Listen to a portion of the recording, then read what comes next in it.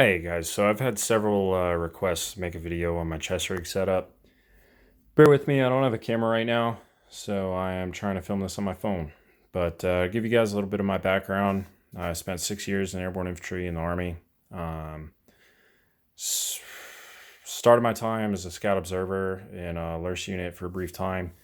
Then I was a rifleman, grenadier, saw gunner, team leader. Um, all in conventional infantry platoon, and then I was a AG and weapon squad leader for a little bit. So have a experience on a variety of weapon systems and a bunch of different platforms. Currently, I'm a police officer, so got a lot of time running kit, a lot of different kinds of kit, and now, I mean, most of the time I use my kit for training classes or hunting or preparedness and just doing that kind of citizen soldier stuff. So, um, the chest rig has always been my favorite way to carry gear. I run plate carriers, battle belts, the flick, old Alice gear, all that sort of stuff. And I've always liked running a chest rig. I just think the amount of gear you can carry, and especially in conjunction with a rucksack, it's a really good way to do it. So, this is my typical loadout. It's a little heavier than a lot of guys, but the trend with chest rigs today, I think, is more suited for range use or doing direct action type stuff, like a lot of room clearing. And I think that really comes from a lot of guys not really understanding the conventional role of a regular infantryman. Going to spend a lot more time doing patrolling and laying on the ground than you are doing these high speed, cool guys, stand up reloads and all shit like that. So, without further ado, guess I'll get into the chest rig a little bit, talk a little bit about it. So, the chest rig itself is an Eagle Industries universal chest rig. I think it's discontinued actually. I got it either on eBay or SKD like 10 years ago or something like that. But I've been running this chest rig for probably about 10 years. It's gone through a lot of different changes, but I've used a lot of different chest rigs. Some of the cool, like Spiritus, lightweight ones, HSGI, just Tack Taylor, a bunch of stuff. And I always come back to this rig. This has always been my favorite. So, just your standard mesh back pocket back here. And then there's a large admin pocket behind it. In the admin pocket, I always carried marking SOPs, a spare protractor, range cards, and like 9-line cards and shit like that you could write on with an alcohol marker. And I always keep a cheap like Walmart poncho in there in case I need to cover my ruck or do anything like that. And this side, I keep a plastic baggie with MRE toilet paper, some drink mix, shit like that, and fire steel in the corner over there. And then on this side, I have paracord and an extra cigarette lighter. So the space is there. You might as well utilize it. And then just get your standard Fast X buckles. These are ITW Nexus, so high quality, really well made. Everything is double stitched. Eagle kit, they overbuild, and it's heavier material, but let me tell you, I've run this thing for 10 years, and that's for a reason. A lot of the new high-speed, lightweight gear is just not built as solid as this, and it ends up falling apart, but this is a really good kit. So the shoulder straps, super comfortable, thick, very well padded, durable. They don't interfere too bad under a ruck. One thing I wanted to mention, always fucking tape the excess on whatever rig you're running on the straps. Fit it.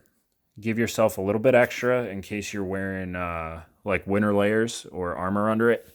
And then tape it off, because the last thing you want is your straps hanging and catching on a branch or anything like that. So, and then just pretty standard for chest rig, you got your waist strap right here, clips in the back like that. So, get into the front of the rig. This is an Eagle Industries EMT pouch, plenty of organization inside if you want to take your shit out. But for my blowout kits, I always run like a pull-out tray on a bungee, and it's not in here right now. It's in my truck, but so I'll run an IFAC insert in there, tied off to the grommet on the bottom of the drain hole there, and I always found that to be a pretty good pouch. Holds whatever I needed to. If I'm running a blowout kit on my belt, I'll use that as a GP pouch and put my night vision or gloves or snivel cap or whatever in there. So next to it, I run pace beads. Guys are like, oh, just pick up rocks. You're fucking whatever.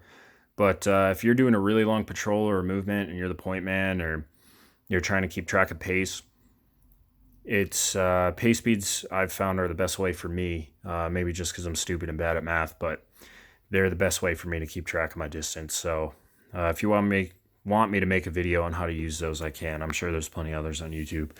I always run a 6-mag front. I got 2 PMags in each one of these pouches. Bullets facing away from me. I like to reload my rifle the same way I reload my pistol. Just index them that way. But if you rather beer can your mags, you can do that in those two. This is a Eagle Industries 6-mag. No, I'm sorry. This is a Tactical Assault Gear 6-mag pouch. I've run this on a number of different kit setups. I really like this magazine pouch. Tactical Assault Gear makes really high quality gear. As a company, they're a bunch of fuckheads.